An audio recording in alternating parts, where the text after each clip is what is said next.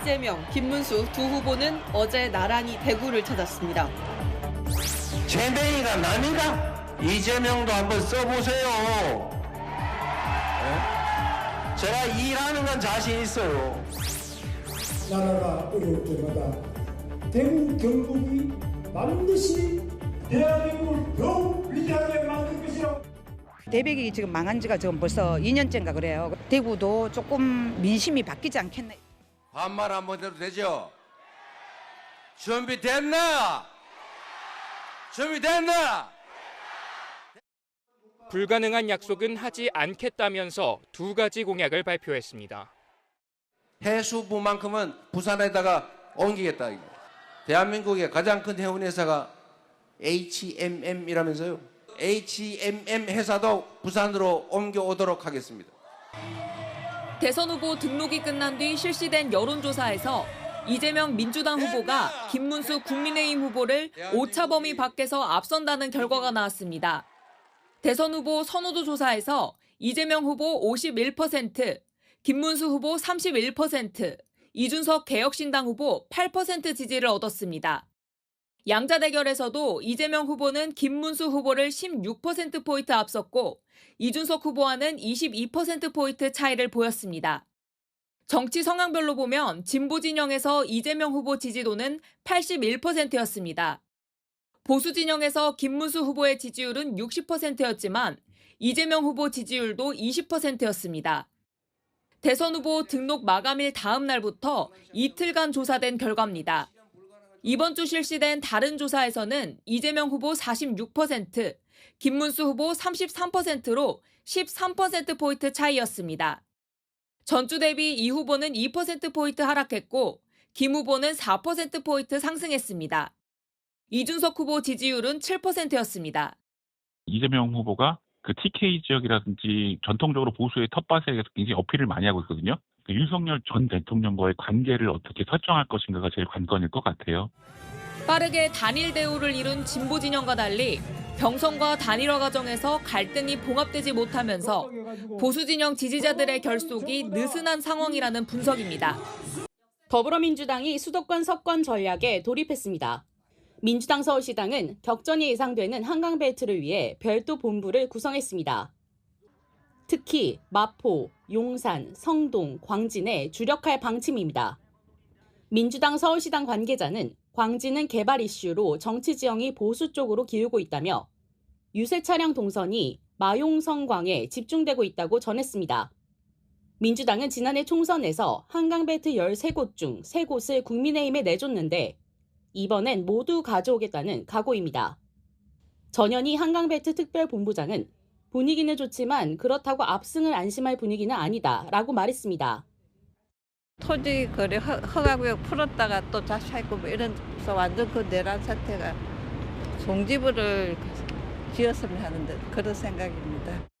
문재인 대통령 때 이 부동산 정책이 혼란스러워서 국민들이 되게 어려워했거든요. 똑같이 가지 않을까. 이재명 대선 후보 측 관계자는 상속세 개편 등 발언은 한강벨트 표심과 무관치 않다며 부동산 정책은 문재인 정부와 다를 것이라고 설명했습니다. 제가 있는 이곳은 대구의 최대 번화가인 동성로입니다. 이곳 보수 텃밭에서 이재명 민주당 후보가 어느 정도로 득표할지가 이번 선거의 향방을 가릴 걸로 보입니다. TK가 고향인 이재명, 김문수 두 후보는 어제 나란히 대구를 찾았습니다. 잼뱅이가 남이다? 이재명도 한번 써보세요. 네? 제가 일하는 건 자신 있어요. 나라가 어려울 때마다 대구 경북이 반드시 대한민국을 더욱 위대하게 만들 것이라고. 지난 대선, 대구는 윤석열 전 대통령에게 70%가 넘는 압도적 지지를 보냈습니다. 21.6%로 나름 선전했던 이 후보, 이번엔 30%대 득표를 노리고 있습니다. 실제 최근 여론조사에서 이 후보 지지율은 30%에 육박하고 있습니다. 후보가 지나간 뒤 대구 시민을 만나봤습니다. 대구 사람이니까 국민의힘을 지지하고 있습니다. 예전부터 어른들의 이야기도 그쪽으로 흘러가. 정치 싸움에 너무 이제 휘둘리고 제대로 이제 마음을 고쳐먹고 제대로 뭐 그렇게 힘을 낸다면 지지할 생각은 있다라고. 동성론만 보더라도 공실이 엄청 많아지고 있고요. 국민의힘에서 기대에 미치지 못하는 성과를 보여줬던 것이 민주당이 아닌 젊은 후보로 바꿔보자는 의견도 있었습니다. 윤석열 대통령 3년 그리고 최근에 이 국민의힘 하는 이 정치 행태를 봤을 때 이준석 후보 같은 이제 좀 젊은 정치인한테 조금 넘겨줘도 되지 않나라는. TK 신공항 건설과 같은 지역 수건 사업에 대한 기대감이 변수로 등장했습니다. 쪼그라드는 지역 경제를 되살릴 후보를 찾겠다는 겁니다. 여기도 보세요. 대백이 지금 망한 지가 지금 벌써 2년째인가 그래요. 대구도 조금 민심이 바뀌지 않겠나. 이재명 후보가 보수의 표심을 흔들 것인지, 김문수 후보가 안방 사수에 성공할 것인지 시험대에 올랐습니다. 선거운동복 대신 정장을 갖춰 입은 이재명 후보가 헌화를 합니다. 이 후보는 부산 유엔기념공원 참배로 공식 선거운동 사흘째 문을 열었습니다. 김경수 총괄선대위원장과 부산 경남 지역 정치권 인사들이 대거 동행하며 힘을 실었습니다. 보수 지지층을 겨냥한 안보 행보 일환입니다. TK와 PK 지역 찾으셨는데요. 먼저 찾으신 이유가 좀...